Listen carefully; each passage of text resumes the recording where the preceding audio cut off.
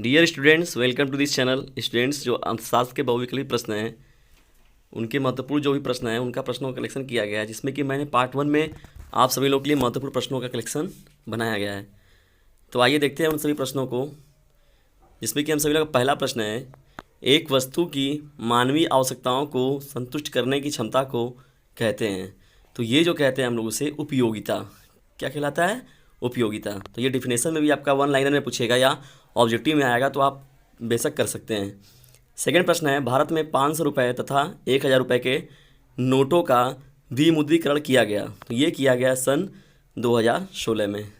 तीसरा प्रश्न सभी लोग का है, किसी वस्तु की वह मात्रा जिसे एक उपभोक्ता दी हुई कीमत तथा आय पर क्रय करता है उसे कहते हैं। तो यह कहलाता है वस्तु की मांग। तो ये एक नंबर में भी आपका पूछ सकता है वन लाइनर के रूप में, और आपका ऑब्जेक्टिव में भी पूछ सकता है कि वस्तु की मांग किसे कहते हैं। डियर स्टूडेंट्स, बहुविकल्पी प्रश्नों के कलेक्शन में मैं आगे बढ़ता हूँ, जिसमें कि हम सभी लोग चौथा प्रश्न है, फर्म के संतुलन हेतु आवश्यक शर्त होती है। तो फर्म के संतुलन होती है जो आवश्यक शर्त है वह सीमांत आय जो होती है वह सीमांत लागत के बराबर होती है। तो यह भी आपका महत्वपूर्ण प्रश्न हो जाएगा। पांचवा प्रश्न है, कौन सा केंद्रीय बैंक काम नहीं है? केंद्रीय बैंक कौन सा काम नहीं करती है? तो जो साख सृजन होता है, साख सृजन का काम केंद्रीय बैंक के जिम्मे नहीं होता है। छठवां प्रश्न सभी लोग का है, अर्थव्यवस्था में साख सृजन का कार्य कौन करता है?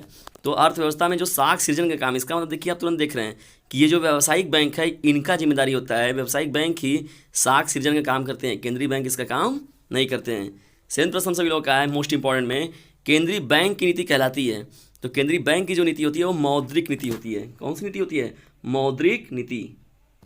स्टूडेंट्स, हम लोग का जो आठवां प्रश्न है, भारत में ₹1 तथा 100 रुपये के नोट का निर्गमन करता है।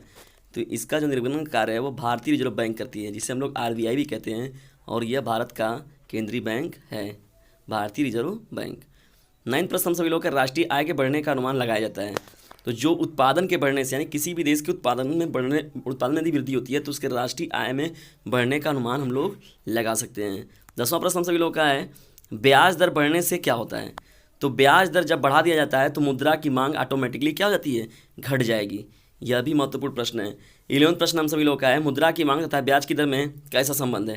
तो ये जो संबंध है विपरीत संबंध है। आप देख भी रहे हैं 10th प्रश्न भी इसको भी बता रहा है कि जब ये ब्याज की दर बढ़ रही है तो मुद्रा की मांग क्या हो रही है? घट रही है। तो ये देखा जा रहा है कि दोनों चीज़ें जो एक दूसरे के विपरीत हैं। स्टूडेंट्स, जो हम लोग का 12वां प्रश्न है, भारत का केंद्रीय बैंक है। तो भारत का जो केंद्रीय बैंक एकमात्र हम लोग बोलते हैं जिसे भारतीय रिजर्व बैंक, यानी RBI जो है वो भारत का सेंट्रल बैंक है, केंद्रीय बैंक कहते हैं इसे हम लोग।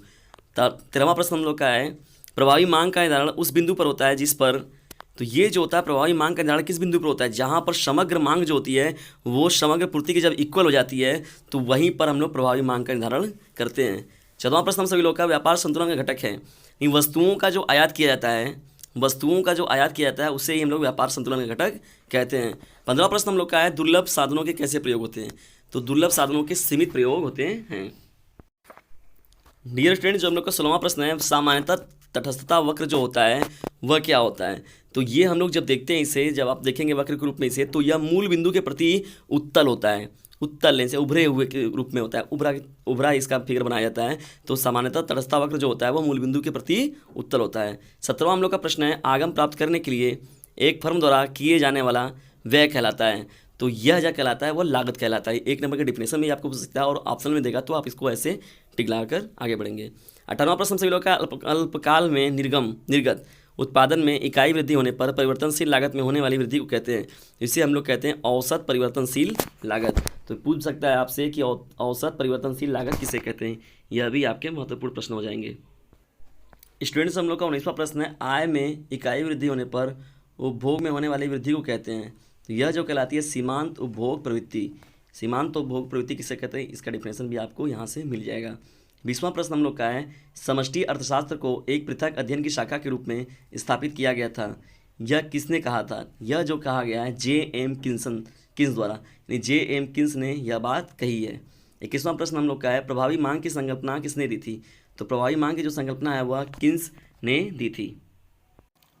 बढ़ते हैं अगले प्रश्न की ओर, जिसमें कि 22वां प्रश्न हम सभी लोग का है, अर्थशास्त्र के जनक कौन है? तो अर्थशास्त्र के जनक के रूप में हम लोग एडम स्मिथ जी को याद करते हैं। 23वां प्रश्न हम सभी लोग का है, मुद्रा वह धुरी है जिसके चारों ओर अर्थविज्ञान चक्कर लगाता रहता है। तो यह कथन किसने कहा था? यह कथन जो है मार्शल का है। 24वां प्रश्न हम लोग का है, उपभोक्ता की आय में वृद्धि होने के साथ साथ निकृष्ट वस्तुओं की मांग है। मांग में क्या होती है? इनकी मांग में गिरावट या कमी पाई जाती है। जब भी ऐसा हम लोग को मिलेगा तो इनकी वस्तुओं की मांग में क्या हो जाएगी? गिरावट हो जाएगी, कमी हो जाएगी।